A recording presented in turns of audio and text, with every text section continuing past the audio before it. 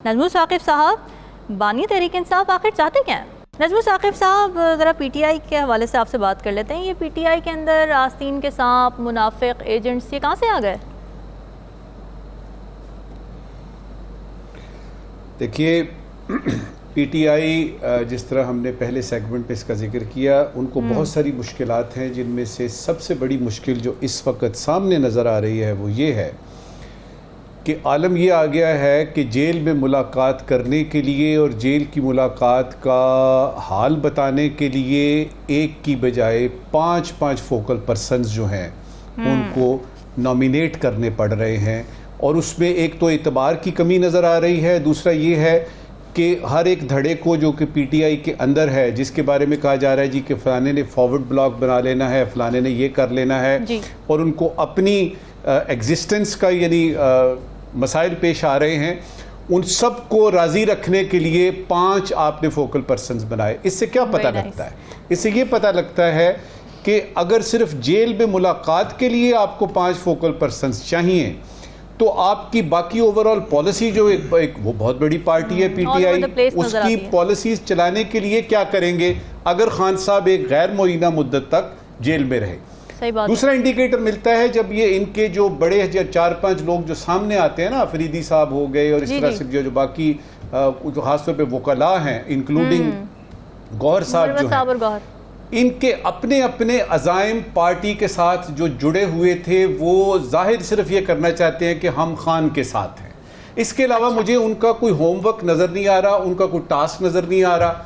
ऊपर से ये कि अब चूंकि इलेक्शन हो चुके, हत्ता कि आप ये कह चुके कि जी हम एहतजाज करेंगे, किसी ने नहीं सुना।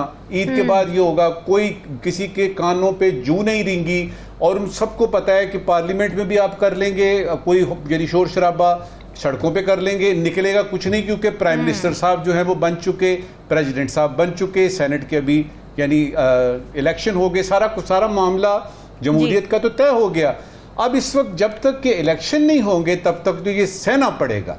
इस चीज़ ने एक ख़ास किस्म की कसमपुरसी जो है वो पार्टी के अंदर इनकलकेट की, और उस इनकलकेशन की वजह से ये हुआ कि सब लोग आपस में एक दूसरे से ही यानी दस्तों गिरेबान हुए कि नहीं मैं ज़्यादा अहम हूँ, नहीं मैं ज़्यादा अहम। देखिए, अगर आप 8 फरवरी के इलेक्शन के बाद यानी क्विकली एक दो रिमार्क आपको दूंगा, सिर्फ ये पीटीआई का मसला नहीं है, या जिस तरह राव साहब ने कहा ये सिर्फ नून का मसला नहीं है। 8 फरवरी के बाद जरा सूरत हाल देख लीजिए पार्टीज की। खान कहता है उसका मैंडेट चोरी हुआ, जो कि सही भी है गलत भी है, आपकी अपनी राय है। नून लीग ने वजीर आजम बनाना था नवाज शरीफ को, वो नहीं बन सके, और उन्होंने बदले में बिटिया को चीफ मिनिस्टर बना के समझा कि अब ठीक है, अब हम नहीं कहेंगे कि मुझे क्यों निकाला, और उनके भाई जो हैं वो बन गए। उसके साथ आप अगर देखें मौलाना साहब के साथ वो हुआ जिसका कि डर था, जमात इस्लामी के अमीर अपनी सीट हार गए। बाकी रहा पीपीपी, तो उसमें उनको सिंध दिया गया, लेकिन साथ में एक दुमछल्ला जो है वो MQM का लगा दिया गया। अब अगर आप पूरे इन पार्टियों के सारे यानी पस मंजर पेश मंजर को देखें तो आपको पता लगेगा कि वो मोहरे जो बिसात पे बिठाए गए हैं, खुद नहीं बैठे, बिठाए गए हैं, और उसके बाद उनको यानी वो मार्च करने का ऑर्डर हुआ है, वो अपनी अपनी जगह पे कर रहे हैं। लेकिन वो मोहरे जो कि खासतौर पे राना सनाउल्लाह हो गए, जावेद लतीफ़ साहब हो गए, दस्तगीर साहब हो गए, साद रफीक साहब हो गए, जो कि एक तरह से देखा जाए तो वो पक्के थे कि चलो MNA नहीं बनते तो सेनेटर तो बनेंगे। अब उनके पास चारा क्या है?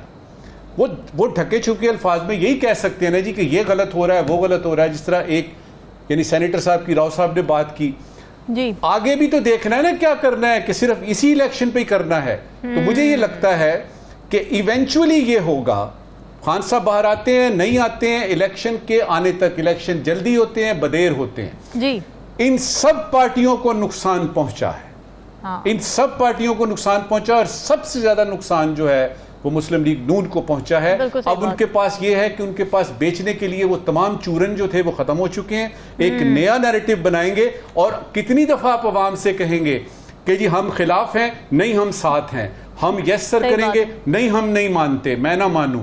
ये अब आवाम सुन के थक चुकी है। तो हम कब से इंतजार कर रहे हैं, इलेक्शन से पहले तमाम पार्टीज को नए नैरेटिव बनाने पड़ेंगे, लेकिन बन नहीं पा रहा है। नजमुल साकिब साहब, क्या लगता है आपको? देखिए, खुशखबरी के बारे में तो मैं आपको बाद में बताता हूँ कि कौन सी मिलने वाली है। पहले तो ये देख लेते हैं कि चीन भी तो जाया करते हैं ना पहले दौरे पे वजीर आजम बनने के बाद, तो उसमें शायद ये हो सकता है कि सी पैक के मामलात जो हैं वो ऑलरेडी तय हो चुके हैं, और वैसे भी सदर पाकिस्तान, वजीर आजम पाकिस्तान और बहुत सारे अहम वज़रा जो हैं वो ऑलरेडी चीनी एम्बेसी जो कि इस्लामाबाद है वहाँ पे हाज़िरी दे चुके हैं और कह चुके हैं कि जी हम चीनी यानी वर्कर्स की सिक्योरिटी का ख्याल करेंगे जी। दूसरा ये है कि ये जो टाइमली विजिट है यानी सऊदी अरेबिया का, और इसमें हमारी तवक्कुआत हमेशा से वाबस्ता रहती हैं, लेकिन एक दो चीज़ों का जो है ना वो हमें अभी तक सही तरह से अंदाज़ा नहीं हुआ। एक पहली चीज़ का अंदाज़ा नहीं हुआ कि ये शाह फैसल का सऊदी अरेबिया नहीं है, ये MBS का सऊदी अरेबिया KSA है, सऊदी अरेबिया है। दूसरा ये कि UAE और यानी जी पॉलिसीज में क्या डिफरेंस है?